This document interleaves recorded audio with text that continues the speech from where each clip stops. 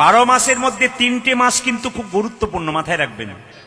একটি বৈশাখ মাস, একটি মাঘ মাস, একটি কার্তিক মাস। শুনবেন মন দিয়ে মায়েরা, এই যে আগামী বৈশাখ মাস আসছে, খুব মাথায় রাখবেন। মায়েদের মাথায় রাখতে হবে প্রথমে, যেখানে মারোয়ারি জাতি আছে ওরা জঙ্গলে ব্যবসা করলেও ব্যবসা ফুলে ফেপে ওঠে। কেন?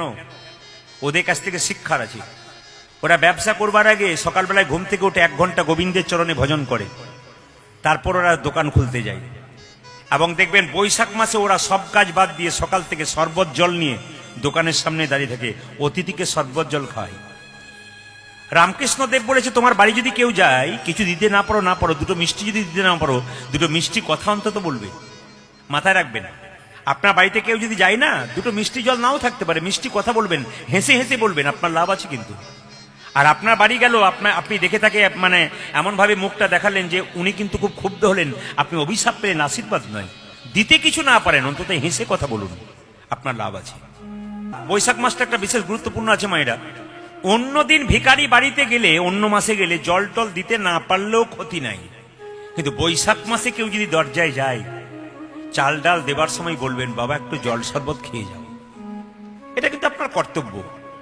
আর যদি বৈশাখ মাসে কোনো ব্যক্তি একবার আপনার বাড়িতে এসে বলে, মা আজকে সামান্য সেবা হবে, আপনি না খেয়ে যদি দেন, তাহলে বলবেন ভগবান পরীক্ষা করতে এসছে আপনাকে। যিনি ভালো ভালো ভালো পরীক্ষা দেন, তিনি ভালো পাস করেন, তিনি ভালো চাকরি পান। পূর্বজন্মে ভালো কর্ম ছিল, ভালো জায়গায় এসেছেন, এই জায়গাটা মান কিন্তু আপনাকে রক্ষা করতে হবে। যার জন্য পৃথিবীতে এলেন তার কথা ভাবতে হবে, তবে আপনার এখানে বসা সার্থক হবে। যার জন্য পৃথিবীতে এলেন তার জন্য যদি না ভাবেন, তাহলে আপনার গোটা জীবনটা কিন্তু বেকার হয়ে গেল। একটা পশু যেমন, ও কিচ্ছু বোঝে না, ও খায় দায় কর্ম করে আর দিব্যি ঘুমায়। যদি আপনি ভগবানকে চিনতে না পারলেন, তাহলে তো আপনার পশু কর্মের সমান হয়ে গেল বাবা। আমরা হলাম জীবশ্রেষ্ঠ মানুষ, 84 লক্ষ জন্ম গ্রহণ করে এই মানব জন্ম পেয়েছি। এই জন্মটা যেন আমরা অবহেলায় হারিয়ে দেব না। পয়লা বৈশাখ মানে নববর্ষ। এই যে নববর্ষ আসছে, এই পয়লা বৈশাখের জ্যোতিষশাস্ত্র একটা দামি কথা বলেছে। পয়লা বৈশাখের দিন বাড়ির দরজাতে বীজস সংখ্যার কয়েকটা আম পাতা নিতে হবে। যারা কীর্তন শুনছেন, আগামী পয়লা বৈশাখ যদি এই কাজটা করতে পারেন, আপনাদের সকলে গৃহের মঙ্গল হবে। বিখ্যাত জ্যোতিষের কথা কিন্তু আমি যেগুলো পড়ে বলি, সমস্ত কিন্তু জ্যোতিষশাস্ত্র থেকে আমার প্রচুর বন্ধু আছে, তারা বলেন আপনাদের কাজে লেগে যাবে। কি বলুন তো? পয়লা বৈশাখ বাড়ির বাইরের দরজায় 7টা, 9টা, 11টা, 15টা বীজস সংখ্যার আম পাতা লাল সুতো দিয়ে টাঙাবেন। কোথায় বললাম মা? বাড়ির বাইরের দরজায়। ওই প্রত্যেকটি আম পাতাতে একটু হলুদ, সর্ষের তেল, একটু সিঁদুর মিশিয়ে প্রতিটি আম পাতাতে একটা করে ফোঁটা দিয়ে দেবেন। আপনার গৃহের মঙ্গল আছে। পয়লা বৈশাখের পরে 7 দিন পরে আর একবার আম পাতাটা পরিবর্তন করে দেবেন, আর করার দরকার নেই। বাড়ির দরজার 2 পাশে 2টো স্বস্তিক চিহ্ন লাল সিঁদুর দিয়ে করতে হয়।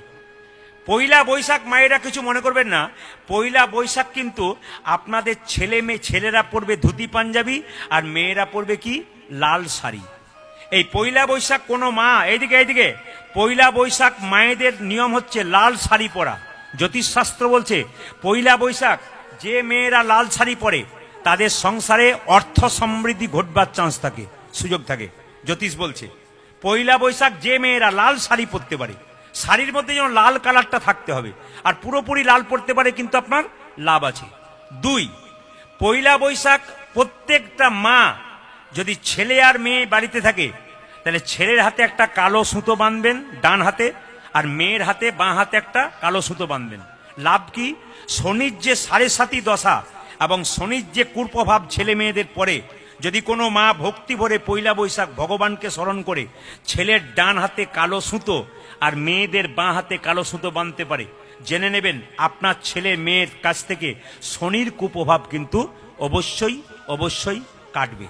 এইবার মাথায় রাখবেন যে কথাগুলো বললাম, পয়লা বৈশাখের আগের মঙ্গলবার বা বৃহস্পতিবার 2টো কাজ করে নেবেন যে যেখানে বসে আছেন। পয়লা বৈশাখের আগের মঙ্গলবার 1 বালতি জলে একটুখানি লবণ এনে সেই জলটা দিয়ে বাড়ির অন্ধকার জায়গাগুলো পরিষ্কার করাবেন। ছপ্পরের তল, তক্তার তল, খাটের তল, যে কোনো অন্ধকার জায়গা। কেন?